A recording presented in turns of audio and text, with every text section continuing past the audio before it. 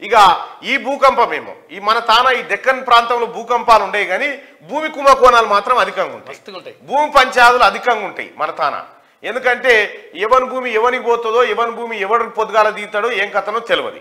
మన తాన భూమి పంచాయతీలకు తోడు ఇంకా దానికి ఇంకా మన ఏది రిక్టర్ స్కేల్ మీద 7.6గా నమోదైందిగా. ఈ భూమి కేసులలో కూడా పోలీసులు ఓ స్కేల్ పెడతారు దానికి. దీంట్లో ఎంత ఎంటర్ కావాలి, దీంట్లో ఎంత ఏం చేయాలి, ఏం కథ అనేది సేమ్ అదే బాధితుడు నందకుమార్ గారు. రండి, ఇక్కడ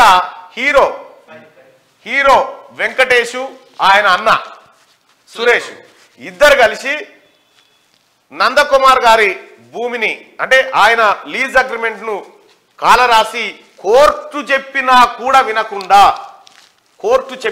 వినకుండా పోలీస్ ఫోర్స్ తోటి ఆయన భూమిని కొల్లగొట్టారు. ఆయనకు సంబంధించిన ఆర్డర్స్ ఉన్నాయి చెప్తాం. మొదటి నుంచి చెప్పండి. 2014లో మేము దీన్ని లీజ్ తీసుకోవడం జరిగిందన్న.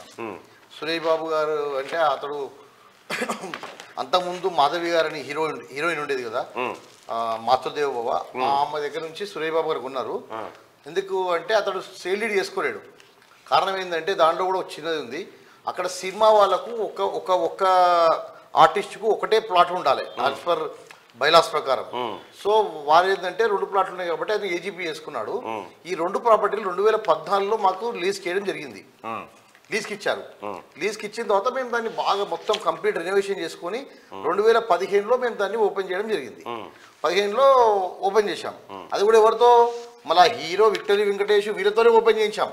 ఎందుకంటే అప్పుడు మాకు వాళ్ళతో మంచి సత్సంబాలనే, వాళ్ళకు మంచి హీరో వెంకటేష్ గారికి మార్కెట్లో మంచి ఇది ఉంది కాబట్టి అతన్ని పిలిచి ఓపెన్ చేయించాం. వారితో పాటుగా వేరే వాళ్ళు కూడా రావడం జరిగింది. 15లో ఓపెన్ చేయించిన తర్వాత మాకు లిక్కర్ లైసెన్స్ రాలేదన్న. లిక్కర్ లైసెన్స్ రానప్పుడు మేము 16లో లిక్కర్ లైసెన్స్ తెచ్చుకున్నాం. ఇప్పుడున్న మన ఎంపీ సంతోష్ రావు గారు అప్పుడు మా మిత్రుడు, ఇప్పుడు కూడా మా మిత్రుడే, అప్పుడు కూడా మా మిత్రుడే. సో వారు మాకు హెల్ప్ చేసి వారు మాకు లిక్కర్ లైసెన్స్కి హెల్ప్ చేశారు. హరీష్ అన్న కూడా హెల్ప్ చేశారు. సో అక్కడ ఉన్న సంబంధాలతో నాకు వాళ్ళు కొద్దిగా లిక్కర్ లైసెన్స్ ఇప్పించారు. అప్పుడు ఇంత కాంపిటీషన్ లేకుండా ఇప్పుడు మన తెలంగాణ లిక్కర్లో బాగా డెవలప్ అయింది కాబట్టి బాగా కాంపిటీషన్ ఎక్కువైంది. అప్పుడు అంతగా లేదు, అప్పుడు మాకు ఇప్పించారు. సో 16లో మేము ఓపెన్ చేసామండి. లిక్కర్ లైసెన్స్ వచ్చింది. ఓపెన్ చేస్తే కరెక్ట్ 6 months కరెక్ట్గా నడుపుకుంటున్నాము. పర్లేదు. ఇక కొద్దిగా చేసే టైంలో ఆ డ్రగ్స్ కేసు అప్పుడు వచ్చింది కదా, మీకు ఐడియా ఉంటుంది. అరుణ్ సబ్రవాల్ సార్ గారు సినిమా వాళ్ళని. సో అందరికీ వాళ్ళు మన అన్ని హోటల్స్ని చూపించడము, తర్వాత అందరికీ నోటీసులు ఇవ్వడము సినిమా వాళ్ళకు జరిగింది. ఆ క్రమంలో రానా గారు కూడా దాంట్లో ఉన్నారని న్యూస్ వచ్చింది. ఆ రానా గారు అందులో ఉండడానికి మా హోటల్కు దానికి ఏం సంబంధం లేదు. సో అప్పుడు సురేష్ బాబు గారు మాకు కాల్ చేసి, లేదంటే ఇట్లా మీ హోటల్ టీవీలో కనబడ్డది, మా హోటలు మాకు చాలా మంచి పేరు ఉంది, మేము దీన్ని అమ్మేద్దాం అనుకుంటున్నాం అన్నాడు. సార్ నా హోటలే కాదు అన్ని 100 హోటల్ చూపించారు, దానికి అమ్మడానికి ఎంత సార్, మేము లీజ్ తీసుకున్నాం కదా దీని ఆల్రెడీ చెప్పాము. తను అప్పుడు లేదు మేము అమ్ముతాము, లేదంటే మేము వేరే వాళ్ళకి ఇచ్చేస్తాము అన్నాడు.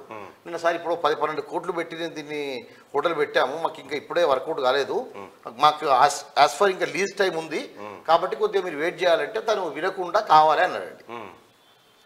ఇంకా అప్పుడు తప్పని పరిస్థితిలో మేము ఏం చేసామంటే ఇది డిస్మెంటల్ చేసాము. తప్పని పరిస్థితిలో ఏం చేసామంటే ఇంకా అంటే మాకు ఇప్పుడు ఉన్న ఆప్షన్ ఏంటండి, ఒకటి అతనితో ప్రాపర్టీ కొనుక్కోవాలి, లేదంటే ఇల్లు ఖాళీ చేసి వెళ్ళాలి. ఖాళీ చేస్తే 10 కోట్లు నష్టం, ఉంచుకుంటే 30 కోట్లు నష్టం అన్నట్టుగా. సరే ఏం చేయాలో అర్థం కాక మేము ఏం చేసాం, తను కాంటాక్ట్ చేసి మరి తీసుకుందామండి అన్నాను. అప్పుడు తను 1,20,000 రూపాయలు గజాని చెప్పాడండి పర్ యార్డ్. 2 ప్రాపర్టీలు కలిసి 2200 గజాలు ఉంటుంది అది సుమారుగా చెప్పాడు. చెప్పిన తర్వాత మేము సరే మాటల్లో ఇప్పుడు మామూలుగా ఎవరన్నా కూడా ఏంటండి ఏది తీసుకున్నా కూడా కొద్దిగా చేస్తాం కాబట్టి 1,10,000 అడగడం జరిగింది. జరిగిన తర్వాత తను అక్కడి నుంచి ఇంకా స్టార్ట్ చేశాడండి. ఎవ్రీ 15 daysకో 1 monthకో తనకు ఫ్రీ ఉన్నప్పుడు పిలవడము.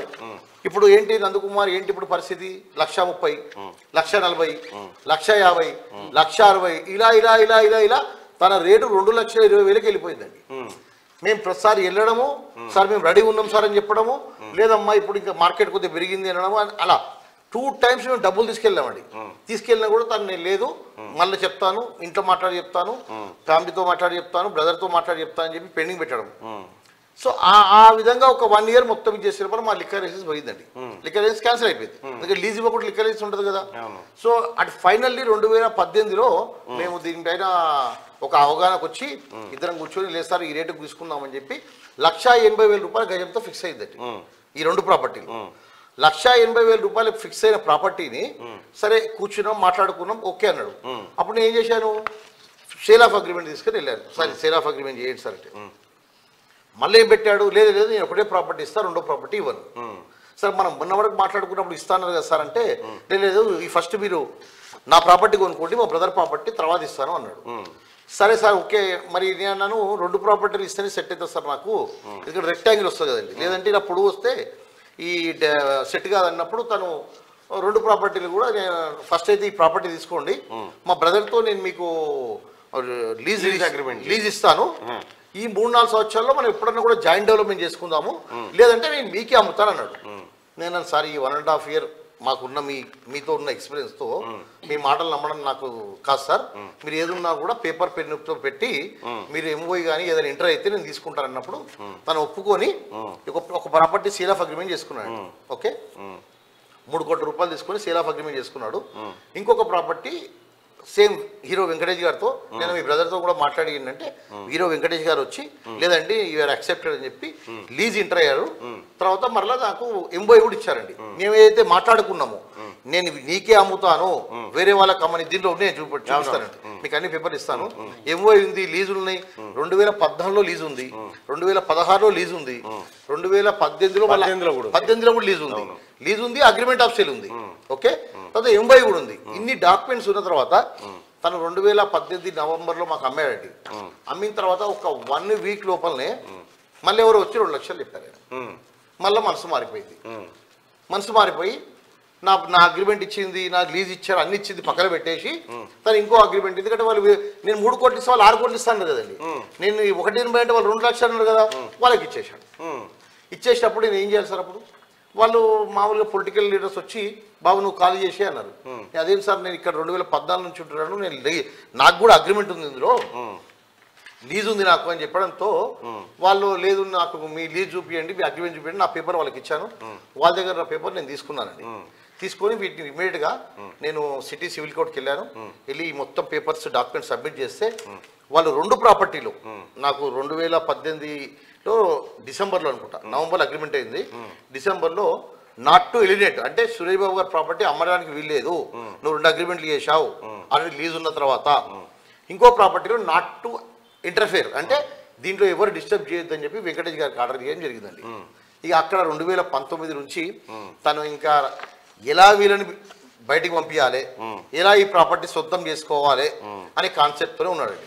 మేము అప్పటికి ఆ ఎవ్రీ మంత్ రెంట్ మేము కోర్టులో కట్టడం జరుగుతుందండి, ఏదైతే ఒప్పుకున్నామో జమ చేస్తున్నాం సార్, లేదు సార్ ఇలా కాదని చెప్పి ఎన్నోసార్లు మాట్లాడుకోవడం జరిగింది.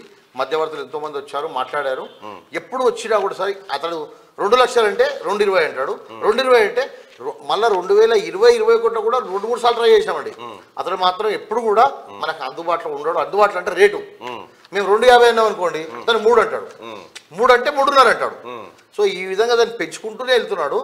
ఆ ప్రాపర్టీ ఇప్పటికీ సరే ఆయన పక్షంలో సరే 2020లో వాళ్ళు మా పైన 2 ఎవిక్షన్ సూట్ చేశారండి. 21లో అది నా ఫేవర్గా ఆర్డర్ వచ్చింది, వాళ్ళకి ఫేవర్ ఇవ్వలే. అన్ని విధాలు ట్రై చేశారు, అడ్వకేట్స్ని చేంజ్ చేశారు, ఇంకా ఎన్నో విధాలుగా మేనేజ్ చేద్దామని ట్రై చేశారు. కానీ వాళ్ళకు న్యాయమే ఉంటుంది కాబట్టి నా ఫేవరబుల్ ఆర్డర్ వచ్చింది. అప్పుడు ఇంకా తను డైజెషన్ చేసుకోలేకపోయాడు. చేసుకోలేకుంటే ఎలా నందుని ఎలగొట్టాలని చెప్పి ఈ GHMC food licence, trade licence వీళ్ళకి కంప్లీట్ చేయడం, ఎలా అక్కడి నుంచి తీసేయాలని చెప్పి అప్పటికి కూడా నేను అన్ని తను ఏది చేసినా దానికి నేను చెక్ పెట్టుకుంటూ నేను ముందుకు వెళ్ళడం జరిగిందండి. 22లో తను నా మీద వెంకటేష్ గారు, సురేష్ బాబు గారు జిహెచ్ఎంసీలో కంప్లైంట్ ఇస్తే ఆల్రెడీ నేను హైకోర్టు నుంచి ఆర్డర్లు తీసుకోవడం జరిగిందండి. అంటే ఆల్రెడీ 2019 నుంచి 18 నుంచే నాకు ఆర్డర్స్ ఉన్నాయి లోయర్ కోర్టులో. 22లో నేను హైకోర్టు నుంచి ఆర్డర్ తెచ్చుకున్నాను, ఈ ప్రాపర్టీని డిస్టర్బ్ చేయొద్దు, వీళ్ళు ఆల్రెడీ దీంట్లో ఇన్ని సంవత్సరాలు చుట్టున్నారు కాబట్టి రెంటర్ కడుతున్నారు కాబట్టి ఇంటర్ఫియర్ కావద్దని చెప్పి ఆర్డర్ ఇచ్చండి. అయితే ఇక్కడ ఫామ్ హౌస్ కేసు జరిగింది, మొయినాబాద్ ఫామ్ హౌస్ కేసు జరిగింది. మొయినాబాద్ ఫామ్ హౌస్ కేసుకు అసలు నా హోటల్కు ఏం సంబంధం అనేది ఇప్పటికీ నాకు అర్థం కాలేదండి. నేను అడుగుతున్నా ఏంటంటే అసలు సరే ఫామ్ హౌస్ కేసు అయింది. నందకుమారు చేశాడా చేయలేదా, బాధితుడా నిందితుడా, అసలు మొత్తం నందకుమారే కుట్ర పన్నారా లేకుంటే ఇంకెవరైనా కుట్ర పన్నారా, అసలు ఎమ్మెల్యేల పాత్ర ఏంది, అసలు ఎవరెవరి పాత్ర ఏంటనేది ఇప్పుడు రేపు వచ్చే సిబిఐ సిట్టా ఏ దాంట్లో బయటకు వస్తుంది. కానీ దానికి నా హోటల్కి ఏం సంబంధం, నా వ్యాపారం చేసుకుంటున్నాను, దానిపైన ఒక 100 ఫ్యామిలీస్ బతుకుతున్నారు, 100 మందికి నేను ఎంప్లాయ్మెంట్ ఇస్తున్నాను. ఈ చేస్తున్న క్రమంలో నన్ను సరే జైలుకు పంపించడం జరిగింది. మీకు కూడా తెలుసు ఆ జైలుకి ఎలా పంపించారు. అక్కడ ఎలాంటి లేకున్నా కూడా లోయర్ కోర్టు నన్ను రిలీజ్ చేసింది. తర్వాత మళ్ళీ వాళ్ళు హైకోర్టు జరగడం జరిగింది. హైకోర్టు నుంచి నన్ను పంపిస్తే నేను కోర్టును గౌరవించి నేను జ్యుడిషియల్ కస్టడీకి వెళ్ళాను. నేను జ్యుడిషియల్ కస్టడీలో ఉన్నప్పుడు జ్యుడిషియల్ కస్టడీలో ఉన్నాను. నేను ఉన్నప్పుడు నవంబర్ 11వ తారీఖు నాకు హైకోర్టు నుంచి ఆర్డర్ వచ్చింది.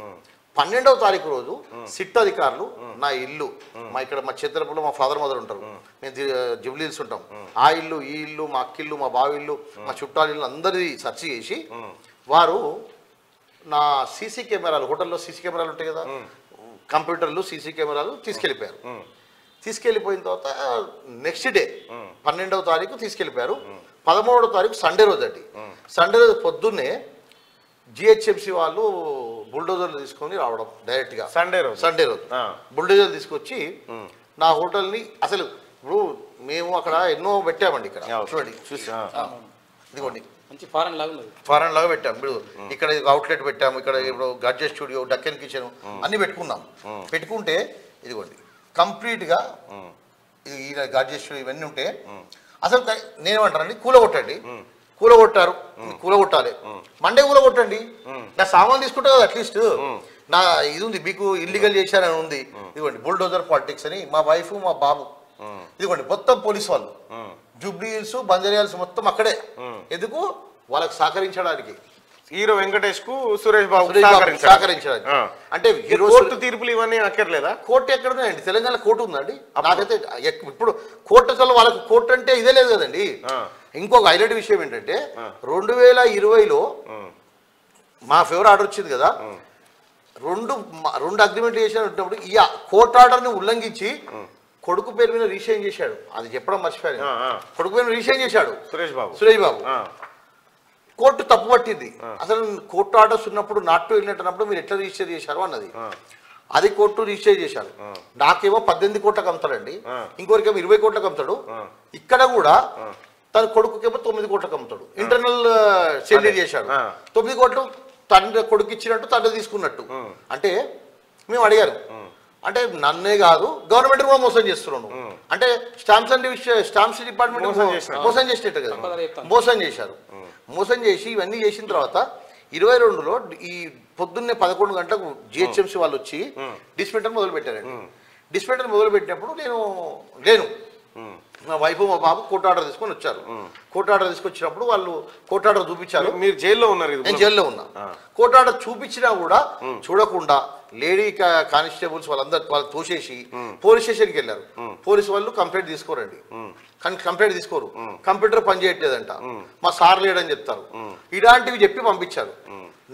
అక్కడ దౌర్జన్యంగా నా కారు ఉంటే బయటికి దోసేసి, అయితే ఇక్కడ ఏంటండి ఈ వర్షన్ ఏంటంటే 2 గంటల వరకు 3 గంటల వరకు జిహెచ్ఎంసీ ఆఫీసర్లకు మన మీడియా మిత్రులంతా అసలు కోర్టు ఆర్డర్ ఉండగా మీరు ఎలా కొడుతున్నారని చెప్పే వరకు వాళ్ళు ఏసీబీ గారు డీసీ గారు వెళ్ళిపోయారు. ఇక్కడ నుంచి ఒరిజినల్ స్టోరీ స్టార్ట్ అయిందండి. ఇక్కడ అప్పుడు ఒక 4-5 గంటల సమయంలో ఇక సుమారుగా ఒక 100 మంది బౌన్సర్లు 50 మంది గుండాలు మొత్తం దిగారు. దిగి అక్కడ ఇంకా మొత్తం అంటే ఇలా మొత్తం కట్టగట్టేసి అక్కడ లోపల ఎవరికి మీడియా వాళ్ళు వస్తే మీడియా వాళ్ళని కొట్టారండి.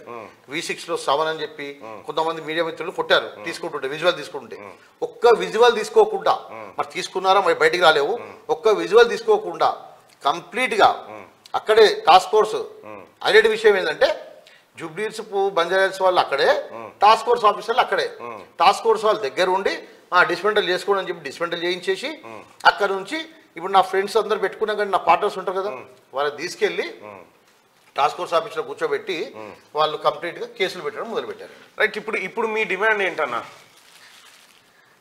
నా డిమాండ్ ఏంటన్నా, ఇప్పుడు నేనేమడుతున్నానంటే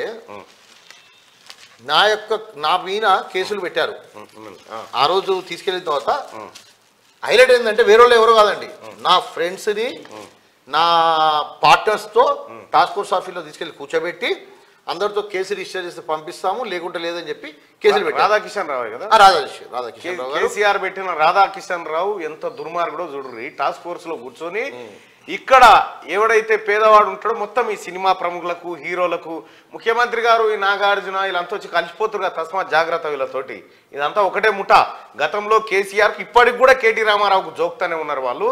ఈ రకంగా లీజులను గౌరవించరు, కోర్టులను గౌరవించరు, దేనికి గౌరవించరు. మళ్ళీ సినిమాలలో నీతులు చెప్పమంటే ఇంత పొడుగు డైలాగులు చెప్తా ఉంటారు. ఇప్పుడు మీ డిమాండ్ ఏంటన్నా? అలా ఏం లేదు. అంటే ఇప్పుడు నేను ఏమంటానంటే ఈ లోయర్ కోర్టు ఆర్డర్స్ ఉన్న తర్వాత హైకోర్టు ఆర్డర్ ఉన్న తర్వాత వీళ్ళు డిస్మెంటల్ చేయడానికి కారణం ఏంటి, దీని వెనుక ఏం జరిగింది, ఎవరు ఆర్డర్స్ ఇచ్చారు వీళ్ళకు డిస్మెంటల్ చేయమంటే? పుస్తకనే చేయరు కదా. దీంట్లో ఒక ఎమ్మెల్యే కూడా ఇన్వాల్వ్ ఉన్నాడంట. ఆ ఎమ్మెల్యే పేరు నేను కరెక్ట్ తెలుసుకొని చెప్తాను, మనకు ఎందుకంటే ఆధారం లేనప్పుడు చెప్పొద్దు. ఒక ఎమ్మెల్యే కూడా ఇన్వాల్వ్ ఉన్నాడంట. అతడు తీసుకెళ్లి వీళ్ళకి ఎవరిని కల్పించాడు, ఏం జరిగింది అక్కడ, ఎవరు ఆర్డర్ ఇచ్చారు, జిహెచ్ఎంసీ వాళ్ళు అంత అటావుటిగా ఉరికొచ్చి బుల్డర్తో కొట్టడానికి అవసరం ఏమొచ్చింది.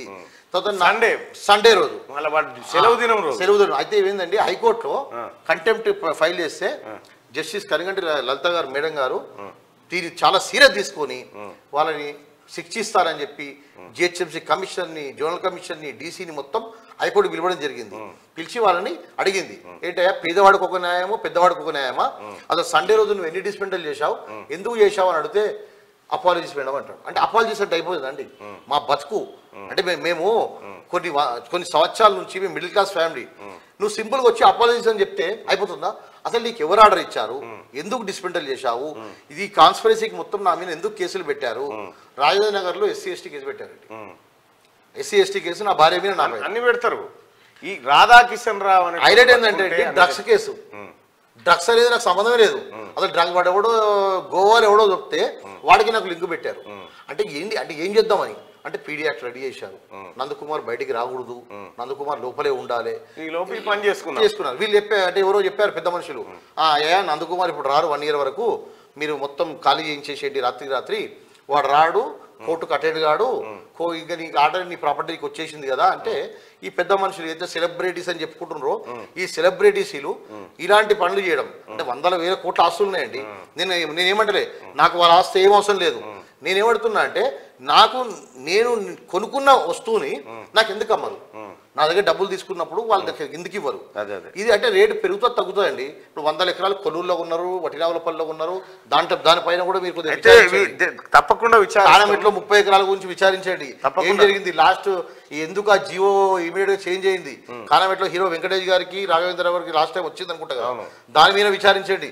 వీళ్ళ ఆస్తులు ఎక్కడెక్కడ ఉన్నాయి, వీళ్ళకి ఎవరు ఇచ్చారు విచారించండి. విచారించి నా డిమాండ్ ఏంటంటే, ఇప్పుడు నా మీద అక్రమంగా కేసులు పెట్టారు, ఎందుకు పెట్టారు, నా ఫోన్ ట్యాపింగ్ ఎలా అయింది, నా వాయిస్ రికార్డ్స్ బయటకు వచ్చాయంటే ఎందుకు నా ఫోన్ ట్యాపింగ్ అయింది, అసలు రాధాకిషన్ రావు గారు ఖలీల్ పాషా గారికి ఎవరు ఆర్డర్ ఇచ్చారు, జిహెచ్ఎంసీ అధికారికి ఎవరు ఆర్డర్ ఇచ్చారు, దీనిపైన సమగ్రమైన విచారణ జరపాలి. ఇంకొకటి ఏమైందంటే, నాకు కొద్దిగా ఇప్పుడు నేను ఈ 1 week నుంచి బయటకు వస్తున్నా కదా, ఈ 1 year నుంచి మాట్లాడలేదు, నాకు థ్రెటనింగ్ కాల్స్ రావడం మొదలుపెట్టినాయండి. నువ్వు వెళ్ళి ఎవరి పేరు చెప్పినా ఇట్లా అట్లా చంపేస్తావు అదని చెప్పి. మరి అది ఏ విధంగా నేను కాపాడుకోవాలనేది కూడా నాకు అర్థం కావట్లేదు. మేము ఉన్నాం భాయ్ సాబ్, బాధపడకు, ఏం కాదు, న్యాయం అందరికి ఒకేలాగా ఉండాలా. గతంలో కేసీఆర్ పరిపాలనలో లేకపోతే ఈ దుర్మార్గులు ఉన్నటువంటి టైంలో అన్యాయమే గెలిచింది. ఒక న్యాయాన్ని జైల్లో బంధించి అన్యాయం అరాచకం చేసింది. ఈ పరిస్థితులు ఈ పరిపాలనలో అట్లా ఉన్నాయి. ఖచ్చితంగా మీకు అన్యాయం జరిగితే 100% మీకు అండగా నిలబడుతుంది ప్రభుత్వం కూడా, మాలాంటి వాళ్ళు కూడా నిలబడతారు. 100% విచారించండి. దీంట్లో అంటే నేను చెప్పిన పాయింట్స్ మేము అదే పనిలో ఉన్నాము. తువ్వే కార్యక్రమం మా పని ఏం లేదు, మాది అదే రోజు తెల్లారైతే అదే పని. కాబట్టి మీరు మొదటిసారిగా మీడియా ముందుకు వచ్చినారు ఆ కేసు తర్వాత. వాస్తవానికి మా ఇంట్రెస్ట్ మొయినాబాద్ కేసు ఉండే, ఆ తర్వాత అర్థమైంది ఏంటంటే దీనికి ఇది ఇంటర్లింక్ అయిందన్న విషయం తర్వాత అర్థం. మొయినాబాద్ కేసు కోర్టులో ఉంది కాబట్టి నేను ఇంకా విషయాలన్నీ చెప్పలేకపోతున్నాను. మళ్ళీ సమయం వచ్చినప్పుడు మళ్ళీ ఒకసారి వస్తాను, మళ్ళీ అన్న విషయాలు చెప్తాను. కానీ అంతలోపు మాత్రం నాకు ఈ విషయంలో మీ సహకారం చెందించాలి. ఎందుకంటే ఎవరు తప్పకుండా ఎలాంటి సపోర్ట్ లేదండి. తప్పకుండా మీకు సపోర్ట్ లేదని అనుకోవద్దు, 100% నీ వైపు మంచి ఉంటే మేము నిలబడతాం 100%. నా భద్రత గురించి కూడా ఒకసారి నీ భద్రతకి ఏమైంది? ప్రభుత్వమే నీ భద్రత చూస్తా ఉంది. అంటే కొద్దిగా ఇప్పుడు భయపడాల్సింది దొంగలు, నువ్వు కాదు. దొంగలు భయపడాలి, నువ్వు కాదు. ఇప్పుడు అంటే ఇప్పుడు నేను ధర్మం గురించి న్యాయం గురించి కొట్లాడుతున్నప్పుడు నాకు ఎలాంటి ఇబ్బంది కాదు. నువ్వు వీడికి వచ్చిన వెంటనే కథం భద్రతా వలయంలో ఉన్నట్టు లెక్క. ఓకేనా? థ్యాంక్ యూ సో మచ్ అన్న, ప్లీజ్ కూర్చోండి. రైట్ గా అది వ్యవహారం. హీరో వెంకటేష్ వాళ్ళ అన్న ఆడినటువంటి డ్రామా తోటి మొయినాబాద్ కేసు వరకు లింకప్ అయింది ఈ వ్యవహారం అంతా.